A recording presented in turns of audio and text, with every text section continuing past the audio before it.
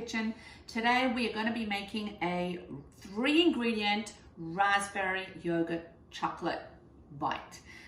It's a great snack. You want to use plain unsweetened Greek yogurt. You don't want to use the vanilla or the sweetened's got otherwise too much sugar. Raspberries, a great form of fiber, good for your heart health as well, and to regulate your blood sugar. So that's all we're gonna do. First of all, is we're gonna mix up some yogurt and I chopped up some raspberries, so we're gonna mix that all together. Get it all out. And all you want to do is mix it up together so it's really well combined.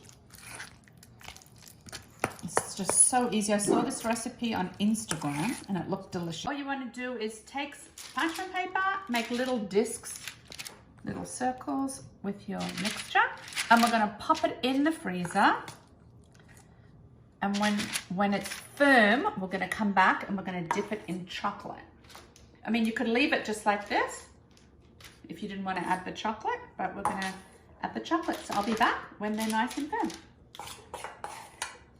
Okay, so I've got some that have been hardened up. So this is what they look like. And I've taken some dark chocolate and melted it. And we're literally you can either dip half of it in and just do a half disc like that. And it looks pretty with both colors. Or you could dip the whole thing in.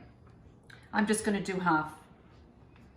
And then you're gonna put it back in the freezer, and you wanna keep them in the freezer so the consistency is nice and thick.